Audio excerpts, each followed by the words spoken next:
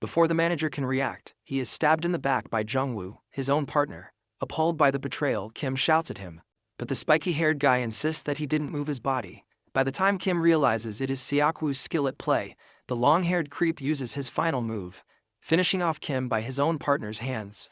While the traumatized inspector trembles, Seokwoo casually leaves his office as if nothing happened. He decides to warn the association's president next. The scene shifts to Cho-young resting in a treatment capsule. Looking over her, the clan leader receives news that, due to permanent damage to her aura, she will be unable to work. Rage boils inside him as Junyoung declares his vengeance on Seokwoo. Meanwhile, at home, Daesung's mom expresses her reluctance to let him take on such a dangerous job. His sister agrees with their mother. She mentions that she's glad to see him becoming famous, but it's a dangerous job regardless. Hearing this, our guy remembers Chonho telling him that the majority of hunters go against their families or get kicked out of their homes. Nearly on the verge of tears, their mom states that she would break if he is hurt again. But then he drops a bombshell that he has already signed up with Chonho's clan. With that, our boy reaches into his inventory and pulls out a bag filled with stacks of cash, leaving his mother shocked by his magic. He brags about the down payment he received to pay off their debt. Both mother and daughter are dazed seeing the unbelievable sum of money on the table. Daesung tells his sister not to be so shocked. He encourages her to listen to their mother and enjoy school life, assuring them that he will take care of the expenses. He proudly announces that he'll be their protector. The two begin to cry, prompting him to tease them about their awkward reaction. Jisoo jokes that she is against him hunting, but the money has changed her mind. Enjoying the wholesome scene, Daesung considers going through hell worth every second. The scene shifts to Inspector Jongwoo recalling how manager Kim saved him when he was an innocent recruit. The manager's heartfelt words and fatherly smile from that night circle in his mind. He returns to reality, trembling as he stands over the manager's cold, lifeless body. Seeing him weep his soul out, the bank manager expresses his shock at Seokwoo going so far. Jongwoo, fueled by rage, tells them not to touch Seokwoo and swears to avenge manager Kim with his own hands. Watching this heart-wrenching scene, the president of the association commands the branch manager to take all available resources and destroy the Hongma clan, along with Lee Seokwoo. Meanwhile, our half-asleep Demon King is woken up by a barrage of notifications. He checks his phone to see who's spamming him with messages. Out of the mess, he notices a text from Chonho telling him to call when he wakes up. So he goes out for a stroll, and Chonho shares the good news that he has secured a C-rank gate. Daesung jokes that he simply has to come by and sweep up the easy money. The scene shifts to the Hongma clan building. Lines of cars park outside the skyscraper as numerous men in black uniforms gather. Under the leadership of A-rank hunter Jin Ki-hong, Jongwoo prepares to rush the building. The cavalry is ordered to subdue anyone who resists, going as far as murder if needed. So as soon as Ki-hong gives the green light, the agents raid the building from all directions. But when he and Jongwoo enter, they are shocked to see gravely injured Hongma members everywhere. Not undeterred, Captain Ki-hong orders the main force to retreat while the rest follow him. Leading up to the Seokwoo's office, a heavily worn-out Junyoung sits alone. Confused, Jongwoo rushes through the hordes of unconscious bodies towards Seokwoo's office. Dagger in hand, he shouts at the Hongma clan leader to reveal himself. To his dismay, the villain lies battered and bloodied on the floor beside him. The other forces follow, equally confused. Before the captain can ask the Seoul clan leader what happened, a crazed Jongwoo steals his attention. He immediately confirms Seokwoo's death and urges the revenge-fueled inspector to calm down. Captain Ki-hong expresses concern that even in vengeance, leader Junyoung has gone too far. However, the somber man clarifies that he only took out those outside. He then shocks Ki-hong by revealing that he found Seokwoo dead before his arrival. News quickly spreads that the Hongma clan leader was found dead, with the suspect theorized to be Seoul clan leader Hwang Junyoung. On the other hand, the bald geezer is flustered about not getting any work despite creating a porter clan using his one shot at fame. Worried about starving before he gets any work, a well-timed call restores his hope. Meanwhile, in Chonho's car, Daesung confirms that he has denied all the other clan's offers.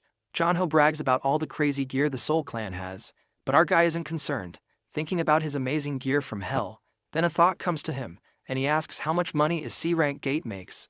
But Chonho starts ranting that it cost 50 billion to buy one, out of which 40% went to taxes and fees. This baffles Daesung, who curses the greedy system. Chonho summarizes that rather than clearing a gate, ether core profits are where the real money lies. He then asks his pal to reconsider if he'll be alright going alone, which surprises Daesung. Our guy insists that Chonho is coming with him, making the man suddenly sweat buckets in fear. He reveals that he asked his sister to handle the paperwork, and she registered his bestie as the porter. Chanho's eyes widen as he wonders if his bro wants to kill him. At last, the two arrive at the giant red C-rank gate. Receiving a salute from the guard, Chanho hands over the entry form. Reading that only 2 hunters will be entering, the guard expresses his concern and confirms if they really intend to clear a team gate as a pair, since 100 hunters is the minimum. Seizing this opportunity, Chanho tries to persuade him not to open the gate just because a crazy A-rank hunter is involved. He adds his wish not to die single, but the man opens the gate to avoid trouble with our psycho hunter. One last time, Chanho tries to reason with my guy that it's unreasonable for even an S-ranker to solo a team gate, but our boy grabs him by the neck and drags his best friend into the gate. Meanwhile, at the Hunters Association, footage of Siakwu's last moments is played. It appears that someone made the proud guy kneel, telekinetically wrangling his limbs in different directions. Then, out of a mysterious portal, an arm pops out and rips Siakwu's heart from his body. Analyzing the video, the president asks the branch manager and Captain Ki-hong if they can't uncover anything. Ki-hong explains that footage from one camera is not enough, and the branch manager adds that no traces of aura were found either. Dumbfounded, the president wonders if they have a ghost killer on their hands. Meanwhile, outside the red portal, the old Baldy, having changed his name, arrives as a porter. The guard, suspicious, asks why he came so late, but with blazing confidence, Baldy asks if Daesung is currently inside. When the guard confirms this, the bald geezer celebrates the once-in-a-lifetime opportunity. He can eat up all of Daesung's scraps as the sole porter. The scene then shifts to the past. Right after Jinchul was split in half, regenerating from the fatal injury, he cries over the disgrace he faced and vows to take revenge. Suddenly, the same entity that took Siakwu's life appears, laughing ominously. The eyeball offers to take revenge on his behalf. As our demon lord enters the dungeon alongside his friend, Chanho grows increasingly nervous, glancing around as it is his first time stepping inside the gate. Daesung points out a stampede of monsters approaching them, which sends Chanho into a panic as he wonders why they are so large. The approaching monsters are Class 3 wasteland lizardlings, viewing the two as nothing more than food. Our demon lord, however, takes out his sword, excitement bubbling within him at the sight of so many monsters gathered together. He tells his friend to take a good look and leaps into the sky. Upon landing on the monsters, he activates his third hidden skill, known as Hellfire Volcano, which ignites everything around him, turning all the monsters into smithereens. From a distance, Chanho watches in awe, impressed, and wondering if this is truly the same childhood friend he knows. As Daesung approaches, Chanho scolds him for having concealed his strength from him all this time. With a smile, our demon lord replies that he has now revealed it. Filled with excitement, Chanho declares that he has decided to create a new clan, one that would be the strongest not just in South Korea, but in the entire world.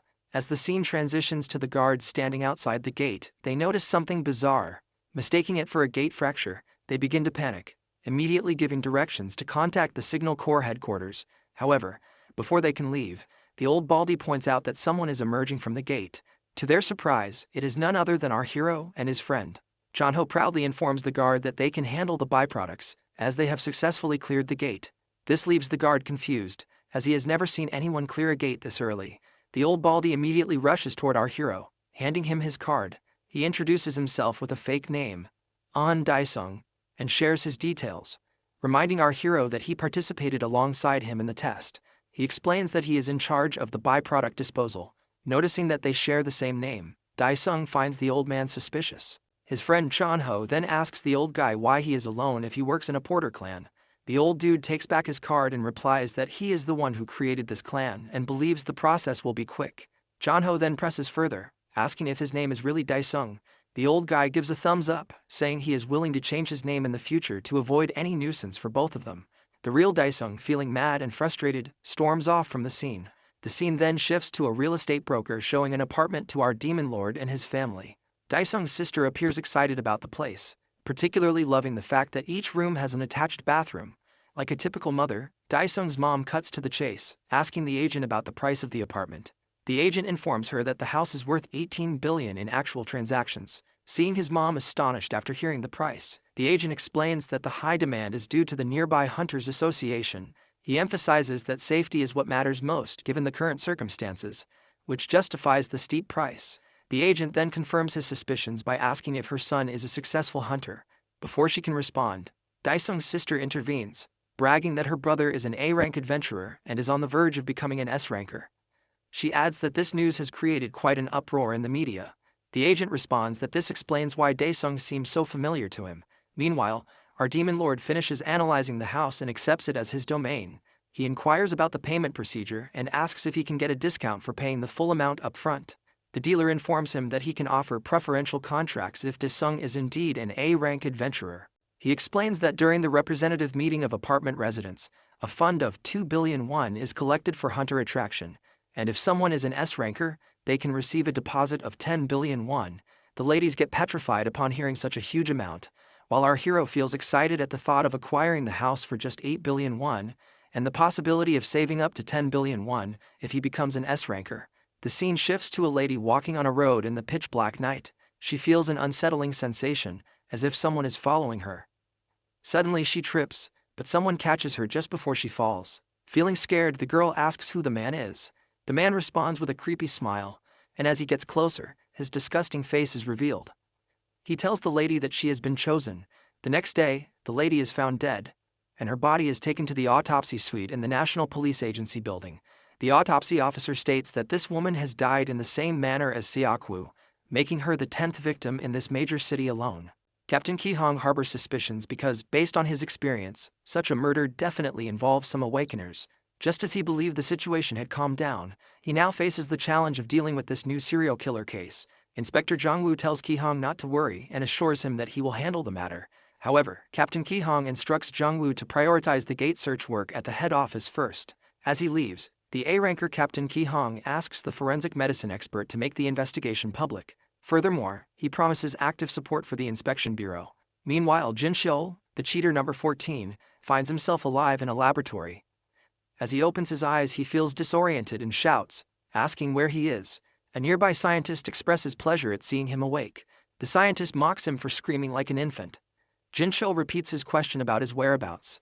The scientist points out that the room resembles the Hongma Building laboratory, which leads Jin Cheol to realize he is in the Awakening Ampule Fusion Room. The scientist proceeds to explain the situation to the bewildered man, introducing himself as the elder of Hansei and mentioning that his name is Roman. He adds that he is the one responsible for saving him by making a special request to the chief priest. Jin Cheol notices a peculiar eye staring at him and, confused about his survival, seems to wonder if he didn't actually die. Roman clarifies that he has been reborn as one of the people of Hansei. The young man, however, still appears lost in thought. Roman then presents an ampule, asking if he desires to rule the world alongside them. Meanwhile, Chanho receives a call from his close friend, the confident demon lord, who shares his desire to be promoted to S rank. Chanho argues that focusing on clearing gates should be his main priority, but as he listens to his friend's reasoning, he becomes curious about why he suddenly wants to buy a house. In the end, Chanho agrees to bid on every gate he can find, and asks Daesung to assist in easing the workload by acquiring some equipment from the Aura market. Who needs to purchase equipment when he can obtain superior gear from Pantheon? With this thought, our hero steps into the Pantheon and chooses the Absolute Ruler's Field Implementation Quest. Among the 5 types of fields available for implementation, he opts for the 5th one, known as Balark's Iron Castle. The Demon Lord is then informed that the rulers of each field have been brainwashed by transcendence from the heavens, and his mission is to defeat them. He loads the necessary data and prepares himself for the implementation. He is teleported to Balark's Iron Castle, only to find himself equipped with a set of cheap-looking armor, including a shield and sword, which immediately irritate him. He mocks the items, questioning if being outfitted with such gear qualifies him as nerfed. The scene shifts to the office of the branch manager at the Korean Hunters Association. The branch manager is in the middle of issuing orders when, without warning, a clerk rushes in with urgent news. The Ocean Clan has failed to clear a particular B-ranked gate. The manager's assistant struggles to believe the news. Given that the Ocean Clan, led by Baek Heron, is one of Korea's top 4 clans. However, the clerk clarifies that the monsters in the gate were not compatible with the captain's aura skill, prompting her to request assistance from an S-ranker. Normally, such a request would cause concern, but the branch manager feels confident. After all, this is Baek Heron, an elegant and powerful figure, someone anyone would be eager to assist. The manager swiftly gives instructions to locate S-rankers Lee Chang-shik and Seo Dong-chul, informing them of the situation at hand. The assistant considers it an easy task, remarking that no one in Korea would refuse a request from Baek Heron, the nation's top healer hunter. However, the clerk points out one exception: Ryu Seo-yeon from the fortress, who is known to hold a grudge against Baek Heron. After issuing the final orders and granting permission to use the helicopter, the branch manager dismisses his staff. The scene then shifts to Hope Nursery School, where children are playing outside, pretending to be hunters and monsters. Among them is Seo Dongchul, the S-rank hunter with a pencil sketch beard, from the Crow clan, joyfully playing along with the children. A sister approaches Seo Dongchul, addressing him as director, and informing him that he has received an urgent notice from the Hunters Association. Without wasting a moment, the S-ranker asks the sister to watch over the children, explaining that he must urgently attend to a gate. The sister, concerned, tells him to take care, but he reassures her with a smile, reminding her that, as the #1 hunter in South Korea, there's no need to worry. Meanwhile, the other S-ranker, Lee Chang-shik, has just returned from clearing a C-rank gate on Jeju Island. He finds these lower-ranked dungeons tedious and longs for a more challenging task. His secretary approaches and informs him that he has been requested for assistance by Baek Haran of the Ocean Clan. Lee Chang-shik wastes no time and immediately calls for his helicopter, preparing for departure. It's clear that he holds a special regard for Lady Haran, as her mere name seems powerful enough to alter the direction of his life. Meanwhile, back in Pantheon, our hero finds himself facing the formidable gatekeeper of the Iron Castle. Under normal circumstances, with his true strength, the gatekeeper would pose no threat. But now he is left with only a curved sword and a ridiculous ice shield. Taking a moment, he sits down, reflecting on how he managed to defeat this opponent in the past. His eyes carefully examine the items in his possession, and he begins to wonder if the ice shield holds the key to solving this puzzle. Realizing something, he stands up, ready to engage the gatekeeper in combat once again. The scene shifts to the B-ranked gate that the Ocean Clan had failed to conquer. Reporters gather in front of it, eager to capture significant moments for their audience. They inform the public that the Ocean Clan is preparing for a second attempt at the gate. Suddenly, Lady Haran arrives on the scene, and reporters quickly surround her, bombarding her with questions. The moment they lay eyes on her, they seem to be enchanted. She approaches one of the reporters and requests his microphone, wanting to share important details with the public. Meanwhile, the two S-rankers, Chang-shik and Dongchul, arrive, ready to assist the Ocean Lady. It's evident that Chang-shik harbors a crush on her. Evident in his attentive demeanor, the news reporters begin to argue about what title to give their coverage. As the hunters step into the gate, a voice rings out, advising the reporters to frame the title using a combination like Lee Seo Baek to capture the public's attention more effectively. The scene shifts back to the Pantheon, where Dae-sung, in a fit of determination, tries to set the gatekeeper ablaze in an effort to rouse him from his slumber. The gatekeeper screams upon waking, fully prepared to confront the one who disturbed his rest. Our hero thinks carefully, knowing that one misstep could lead to his demise. He applies some lubricant strategically, successfully causing the monster to trip. As the monster tumbles to the ground, he dashes forward, piercing his sword through the gatekeeper's seal, defeating him effortlessly, as if it were merely child's play. Our hero stands tall and proud, relishing the fact that he recalled the slumbering giant's weakness just in time. He drops the items, realizing that he won't need them inside the Iron Castle. Once he enters, his first priority is to find a weapon. However, he soon encounters a dead end. Recalling his experiences from his time in Hell, he remembers a secret button hidden within the wall, and quickly locates it. Pressing the button, he activates the entrance to Ballark's treasure chest room, which can be accessed for a limited time of 5 minutes. In just 1 minute and 30 seconds, he discovers the weapon he has been searching for. The Dragon Slayer Black Sword, renowned for its effectiveness against dragon-type monsters. While the Dragon Slayer Black Sword may not match the power of the Hellfire Sword, he knows that a weapon's true worth depends entirely on its wielder. Just as a pen may hold value in the hands of a scholar, but be nothing more than trash to the illiterate, so too does his newfound weapon possess potential.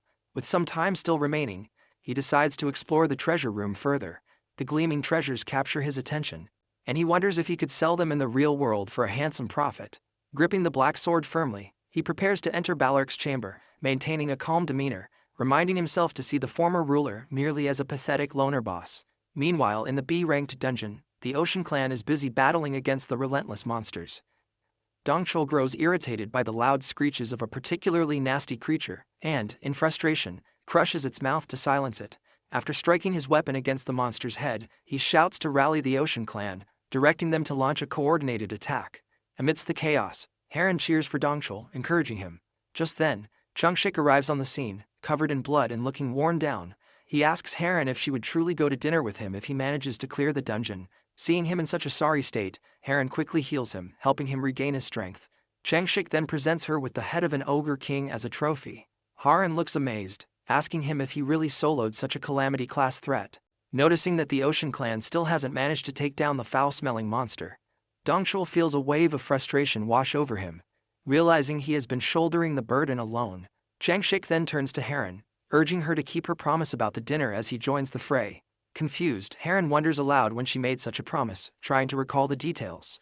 The scene transitions back to the Pantheon, where our hero spends a significant amount of points to apply every buff potion available to him. As his stats boost, so does his morale, and he confidently steps into the final room. Upon entering, he greets his old adversary, Balark, but the reception is far from warm. Balark, clearly not in a hospitable mood, summons a lizard dragon to attack our hero. Meanwhile, Daesung stands off to the side, a smirk on his face as he activates blood neutralization, transforming into a demi-demon. The scene shifts to a live streamer, Yang Chil, who is currently analyzing the strongest hunter of the week in South Korea in his latest video. According to Yang Chil, the top ranker is Chang Shik, the youngest son of a prominent chaebol family. He emphasizes that Chang Shik has a deep passion for hunting, which contributes to his impressive ranking. In second place is Dongchul. If one were to summarize him in a single word, it would be daddy. As the director of Hope Orphanage, he has declared all those who lost their families to gate fractures as his children, providing them with care and support.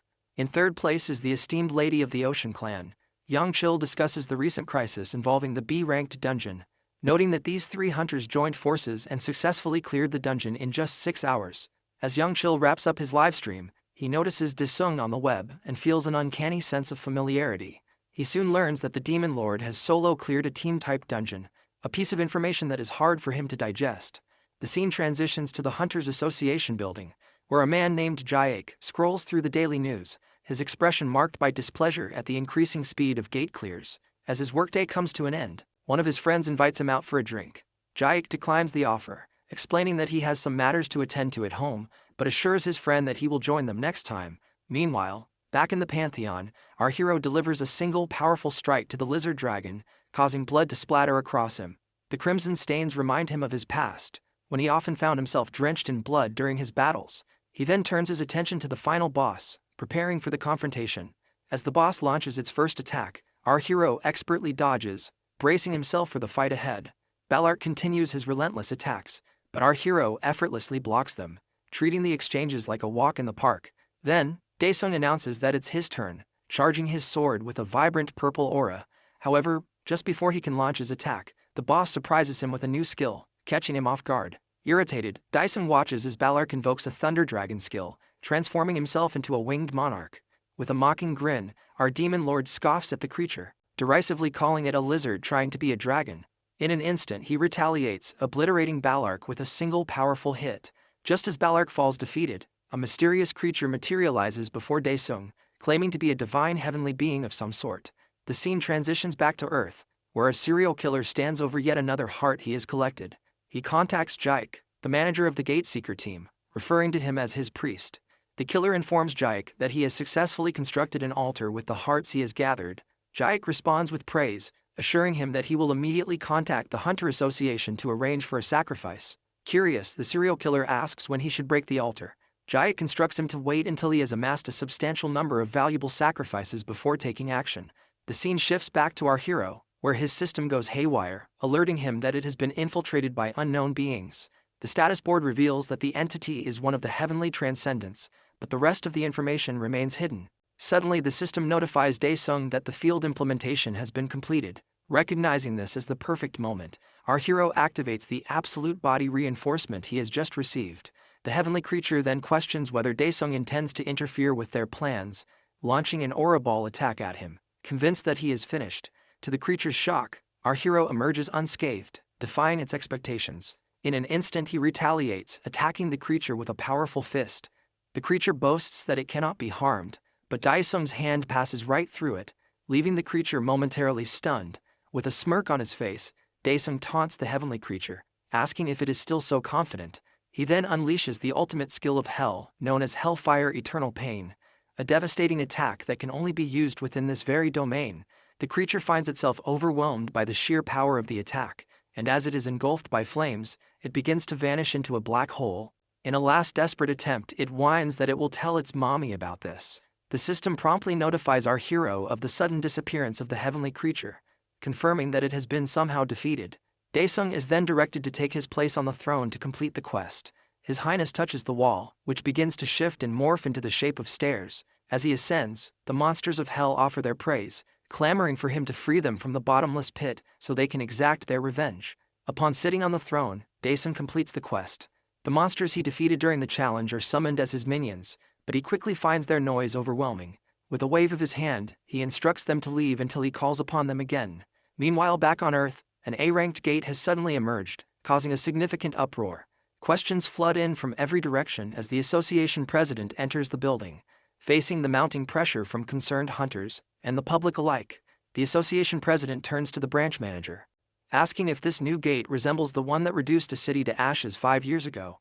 The branch manager promptly fills the president in on all the details he has gathered about the gate thus far, outlining its potential threat and the urgency of the situation. In response, the president issues a decree to mobilize all hunters available and requests assistance from the World Association to handle the impending crisis.